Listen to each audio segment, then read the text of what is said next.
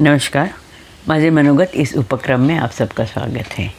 हम आदि शंकराचार्य जी का तत्वबोध इस ग्रंथ का अभ्यास कर रहे हैं। शंकरं शंकराचार्यं केशवं बादरायणं सूत्रभाष्यकृतौ वन्दे भगवन्तौ पुनः पुनः।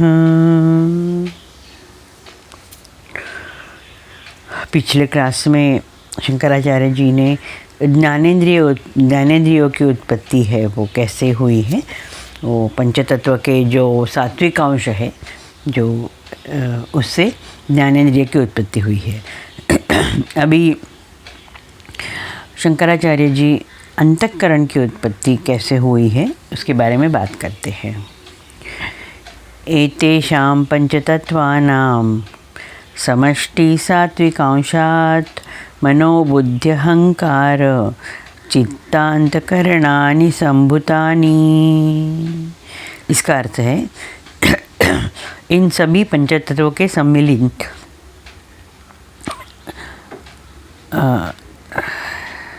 इन सभी पंचतत्वों के सम्मिलित अंश से मन, बुद्धि, चित्त और अहंकार इनका अंतःकरण उत्पन्न हुआ।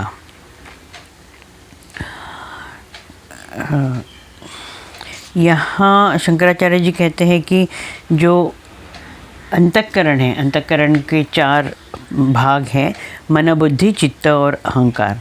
यह जो इनकी जो उत्पत्ति हुई है वो जो पंचतत्वों के सात्विक अंश है, लेकिन वो इंडिविजुअल सात्विक अंश नहीं है, वो सम्मिलित पूरा एक मिलके जो है वो सात्विक अंश, उनसे अंतःकरण उत्पन्न हुआ। ज्ञानेंद्रिय से जो ज्ञान होता है वो अंतःकरण तक पहुँचता है, मन तक पहुँचता है, बुद्धि तक पहुँचता है, चित्त तक पहुँचता है, अहंकार तक पहुँचता है।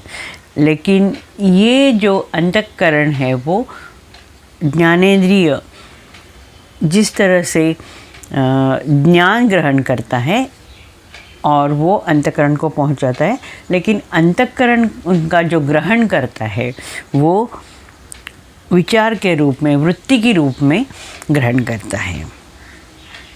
और ये जो विषय जो है वो संवेदना रूप होते हैं।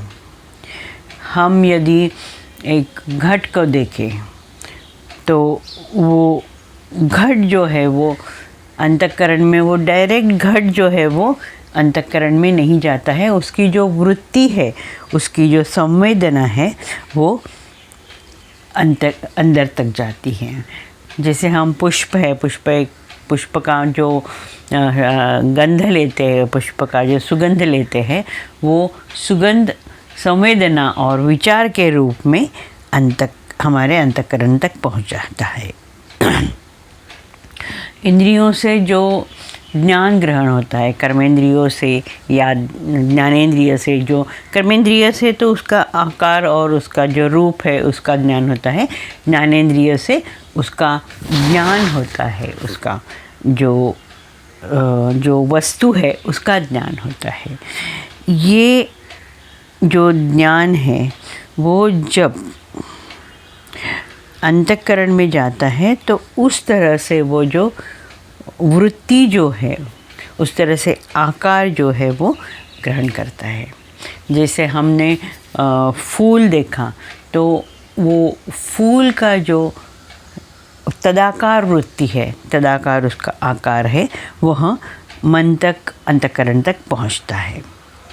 वो डायरेक्ट नहीं पहुंचता, उसकी संवेदना अंतःकरण तक पहुंचती है। अंतःकरण नाम अंतःकरण एक है, लेकिन अंतःकरण के 4 प्रकार है। ये प्रकार हम कहेंगे, ये प्रकार मतलब वो फिजिकल प्रकार नहीं है, वो वृत्ति है। तो इन वृत्ति का ये 4 है, मन, बुद्धि, अहंकार और चित्त। जिस तरह से हम कहेंगे कि एक आदमी है, वो जब ऑफिस में रहता है तो वो ऑफिसर कहलाता है, और उसकी जो वृत्ति होती है, उसके विचार जो होते हैं, उसके एक्शन जो होती है, वही पूरी ऑफिस में ऑफिसर जैसे होती है। जब वो घर आता है और अपने बच्चों से मिलता है तो वही जो पुरुष है, वही जो आदमी है, वह बच्चों के साथ वह पिता कहलाता है। और उसकी वृत्ति जो है, उसका जो कर्म जो है, उसका जो बिहेवियर है, वो एक पिता के जैसे होते हैं। वो ऑफिस में छूट जाता है और अभी यहाँ वो वही जो पुरुष है, वही पिता के रूप में बिहेव करता है। यही जो आदमी है, यही जो पुरुष है, वह अपने माता पिता के साथ सामने जाता है, माता पिता के कंपनी में रहता है, तो वह जो बेटे की वृत्ति जो है वो धारण कर लेता है। और उस तरह से उसका जो पूरा जो बोलना है या उसका जो बिहेवियर है, उसकी जो कर्म जो है, उसका जो ज्ञान जो है, वह एक बेटे के रूप में होता है। तो जिस तरह से यहाँ एक ही आदमी है, लेकिन वो अलग अलग रूप धारण करता है, उसी तरह से ये जो अंतःकरण है, वह मन, बुद्धि, चित्त, अहंकार, यह 4 रूप धारण करता है। लेकिन वो होने में वह अंतःकरण ही है। अभी जो अंतःकरण के 4 प्रकार है, उसमें पहला प्रकार है मन। शंकराचार्य जी आगे मन के बारे में कहते हैं, संकल्प विकल्पात्मकं मनः सॉरी, इसका अर्थ है मन है संकल्प विकल्प करने वाला है। इंद्रियों के जो द्वारा, ज्ञानेंद्रिय कर्मेंद्रियों के द्वारा जो संवेदना अंतःकरण में पहुंचती है और वह उस विषय की वृत्ति जो है वो उत्पत्ति करती है, निर्मित करती है। लेकिन जब उस वस्तु का हमें पूरा ज्ञान नहीं होता है, थोड़ा सा निश्चित बोध नहीं होता है, उस वृत्ति को मन कहते हैं। यहाँ जिस तरह से हम कहेंगे कि हमें एक फूल दिखा, लेकिन हम वह निश्चित नहीं कर सकते हैं, वो बहुत फूल बहुत दूर है, तो हम निश्चित नहीं कर सकते हैं कि ये फूल किस पौधे का है। तो यहाँ जहाँ संशय होता है, वहाँ अंतःकरण मन की वृत्ति धारण करती है और उसमें संशय होता है और उसमें पक्का जो है बोध नहीं होता है, उसको मन कहते हैं। उस अंतःकरण के उस वृत्ति को मन कहते हैं। हमारे यहाँ रोज़ के हमारे जीवन में बहुत मन ही बहुत ज़्यादा, ये अंतःकरण चतुष्टय जो है, उसमें मन जो है वो बहुत ज़्यादा एक्टिव होता है, क्योंकि सबसे पहले जो वृत्ति जो है, वो जो इन्फॉर्मेशन है, वो मन को ही आती है। तो मन हम घर से निकलते वक्त हमें निश्चय ऑफिस के लिए जब हम निकलते हैं, तो हम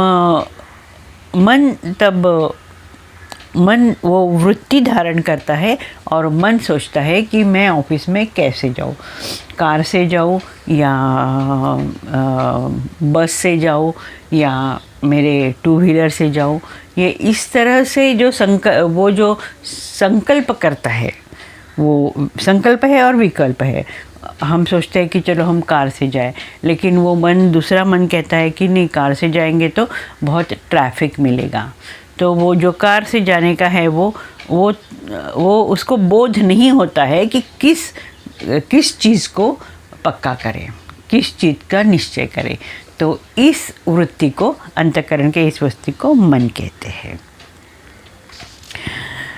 निश्चयात्मिका बुद्धि ही, इसका अर्थ है बुद्धि निश्चय करने वाली है।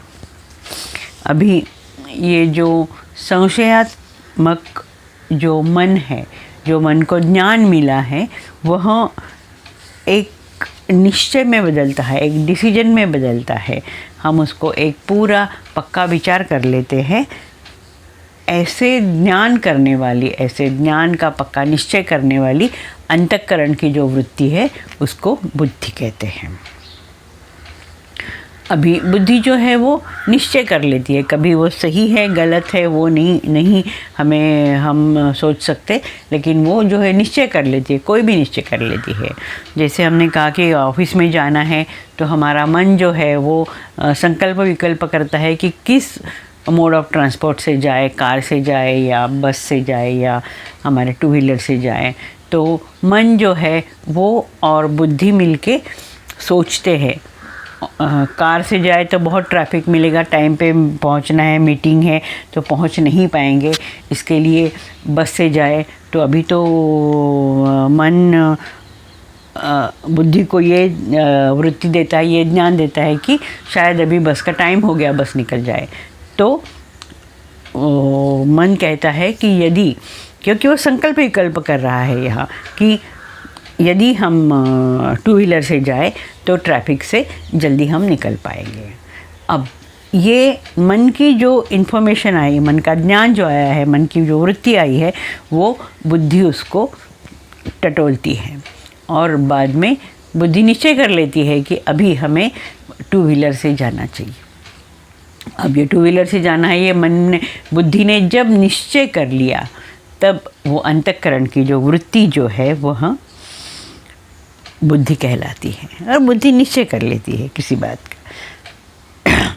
और यहाँ जो बुद्धि का ज्ञान प्राप्त करना और निश्चय करना, यह बुद्धि का कार्य है। अभी जो अंतःकरण की तीसरी वृत्ति है वो है अहंकार। अहम कर्ता अहंकारः, मैं की जो वृत्ति है वह अहंकार है। अहंकार का मतलब यहाँ हमारे डेली इससे उसको हम कहते हैं कि वो अहंकार मतलब वो प्राइड है, वो प्राइड यहाँ नहीं है। अहंकार मतलब मैंने, मेरा मन या मेरी बुद्धि या मैंने निश्चय कर लिया या मुझे ज्ञान प्राप्त कर लिया, ये जो मैं जो है वो अहंकार है। जो मैं मतलब वो जो हम उसमें पर्सन नहीं कहेंगे, मैं जो अंतःकरण की जो वृत्ति है, मैंने ये देखा, मैंने वो देखा, मैंने वो निश्चय कर लिया कि अभी टू व्हीलर से जाना है, ये जो वृत्ति है और वो अहंकार है।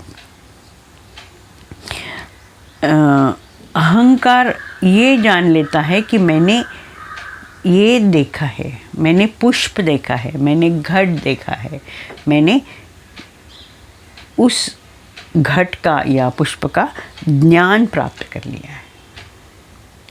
यहाँ अहंकार है, वह ज्ञाता भी है, वह कर्ता भी है और वह भोक्ता भी है। यहाँ हम कहेंगे कि एक्सपीरियंसर भी है, एक्सपीरियंस भी है और एक्सपीरियंस्ड जो हमने अनुभव किया वो है। अहंकार जो है वो कभी कभी विनाशक भी होता है। मैं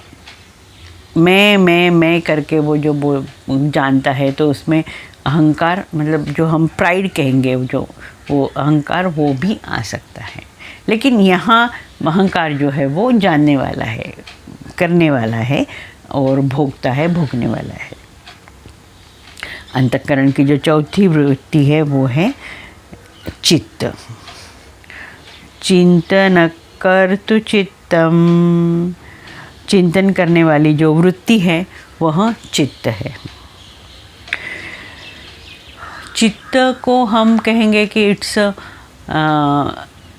स्टोरेज। ये वो स्टोरेज है जहाँ हमारे जो पहले हमने अनुभव किए हैं वो सब अनुभव जिस एक जगह अंतःकरण की एक जगह स्टोर होते हैं, एक जगह इकट्ठा होते हैं, संग्रहित होते हैं, उसको चित्त कहेंगे। और उन अनुभवों का स्मरण करना और उनका चिंतन करना, उनके बारे में सोचना, यह चित्त है, यह चित्तवृत्ति है। इसमें चित्त को बुद्धि भी सहायता करती है और मन भी सहायता करता है, और यह मन और बुद्धि, इन दोनों के जो ज्ञान प्राप्त होता है उससे वो निश्चय करता है, वह निश्चय करके बुद्धि का जो काम है निश्चय करता, उसमें वह सहायता करता है।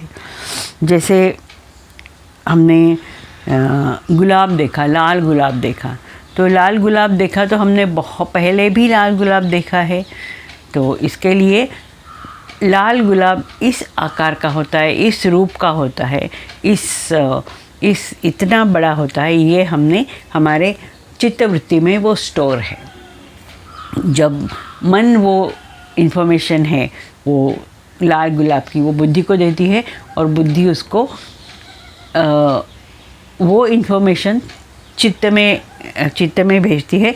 चित्त उसको वो जो पहला उसका स्टोर किया हुआ है कि ये लाल गुलाब है, इसका आकार इस ऐसा है, इसी के लिए यह लाल गुलाब है, और यह ज्ञान चित्त जो है वो बुद्धि को देता है, और बुद्धि जो है वो फिर निश्चित कर लेती है कि यह लाल गुलाब है।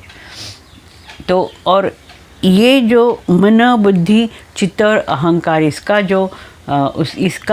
जो मन से जो इन्फॉर्मेशन आती है और बुद्धि से लेके, चित्त से लेके वापस बुद्धि में जाती है, वो इतना फ्रैक्शन ऑफ सेकंड में होता है कि हमें कुछ पता भी नहीं चलता कि हम उसको इतना फास्ट होता है, फ्रैक्शन ऑफ सेकंड, एक जगह से दूसरी जगह, दूसरी जगह से तीसरी जगह, और फिर बुद्धि में वो आके निश्चय कर दिया कि लाल गुलाब है।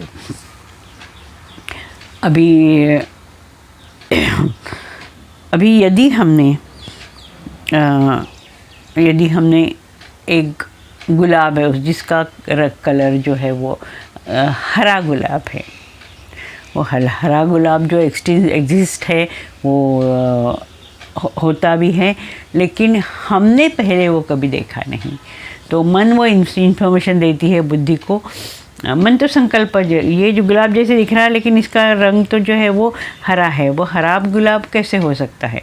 वो मन संकल्प विकल्प करता है और वो इमीडिएटली बुद्धि को करता है। बुद्धि भी निश्चय नहीं कर सकती, इसके लिए वो चित्त को पास ऑन करती है, और चित्त ने कभी हरा गुलाब देखा नहीं, इसके लिए उसके स्टोर में जो है वो हरे गुलाब की जो इन्फॉर्मेशन है, जो डाटा जो है उसमें वो वहाँ होता नहीं है, इसके लिए वो निश्चय कर नहीं पाता कि ये हरा गुलाब है। वो बुद्धि को सौंपता है और बोलता है हो सकता है कि हरा गुलाब है, लेकिन ये हरा गुलाब मेरे इन्फॉर्मेशन स्टोरेज में नहीं। तो ये इस तरह से हमारे मन बुद्धि, और ये जो मैंने नहीं देखा, ये यहाँ अहंकार भी आता है कि मैंने नहीं देखा, हरा गुलाब नहीं देखा मैंने कभी। और ये अंतःकरण की वृत्ति जो है, जो अहंकार की वृत्ति है, वो बुद्धि को बोलती है नहीं मैंने नहीं देखा, इसके लिए हम निश्चय नहीं कर पाते। तो इस तरह से ये मन बुद्धि चित्त अहंकार का जो कार्य जो है, जो कर्म जो है वो चलता है। ये जो हमारे सामने जो भी वस्तु आती है, जो भी अनुभव आता है, वो अनुभव मन बुद्धि अहंकार चित्त, इस चारों से गुज़रता है। और इस चारों से वो हर एक मतलब वो कंटिन्यूसली वो हमारी जैसे मूवी में जो रील चलती है उस तरह से पूरा जो हमारे अनुभव जो है वो वस्तु है उसका मन बुद्धि चित्त अहंकार से चलता रहता है। हम काफ़ी इंटरेस्टिंग, और हम इसको अनुभव करें, हम इसको थोड़ा सा रुक के हमारे फास्ट लाइफ से थोड़ा सा रुक के देखें कि अभी ये मन में ये विचार आया है और वो बुद्धि के पास गया है। हम देख सकते हैं कि ये बुद्धि के पास गया है, अहंकार के पास गया है, चित्त के पास गया है, तो हमारे पूरे अनुभव को हम 100% उसको एंजॉय कर सकेंगे। अभी यहाँ शंकराचार्य जी एक अलग ही विषय लेके थोड़ा सा वो मन बुद्धि चित्त अहंकार से ही जुड़ा हुआ है। वो विषय है इंद्रियों की देवता। मनसो देवता चंद्रमा, बुद्धे ब्रह्मा, अहंकारस्य रुद्रः, चित्तस्य वसुदेवः। मन का देवता चंद्रमा है, बुद्धि का ब्रह्मा, अहंकार का रुद्र और चित्त का वसुदेव। ये कोई भी देवता जो है वो वस्तुओं को द्योतन करने वाली शक्तियाँ है, वो शक्ति है, वो द्योतन करती है। मन को जो शक्ति दे है, वो मन को, बुद्धि को, चित्त को, अहंकार जो शक्ति देती है उसको देवता बोलते हैं। अब मन की देवता चंद्र है, चंद्रमा है। चंद्रमा के समान मन का जो ज्ञान जो है वो क्लियर नहीं होता है, वो धूमिल होता है, वो वेग होता है। हम वहाँ निश्चय करने जिस तरह से चंद्रमा होता है। बुद्धि ब्रह्मा, जिस तरह से ब्रह्मा जो है बुद्धि की देवता है ब्रह्मा। ब्रह्मा जिस तरह से उनका ज्ञान जो है वो पक्का है, वो निश्चित है, इसके लिए उनकी देवता जो है ब्रह्मा मानी गई है। वो स्पष्ट ज्ञान देने वाली है। और ब्रह्मा तो ये पूरे ब्रह्मांड के कर्ता माने जाते हैं। उन्होंने ही ये रचना की है, इसके लिए बुद्धि जो है वो रचनात्मक कार्य करने वाली बुद्धि है। अहंकार शिव जी की तरह, रुद्र की तरह विनाशक होता है। ज़्यादा अहंकार बढ़ गया तो वो बहुत हमारे व्यक्तित्व के लिए विनाशक हो सकता है, उसका वो विनाश कर सकता है। लेकिन इसी अहंकार को हम अंतर्मुख करें तो ये शिव जी के समान परमात्मा का भक्त भी हो सकता है। चित्त जो है, चित्त का जो देवता है, चित्त की देवता है वो वासुदेव है। जिस तरह से वासुदेव हमारा रक्षण करता है, वासुदेव हमारा रक्षक है, इसी तरह चित्त का जो रक्षक है वह भी चित्त का रक्षक वासुदेव है। और चित्त हमारा स्टोर के रूप में, हमारे स्मृति के रूप में हमारा रक्षक है। इस तरह से मन, बुद्धि, चित्त, अहंकार इनकी उत्पत्ति हुई है। और बहुत ही इंटरेस्टिंग तरह से शंकराचार्य जी ने ये इसको एक्सप्लेन किया है। आज हम यहीं रुकते हैं, अगले क्लास में हम अगला विषय देखेंगे। नमस्कार।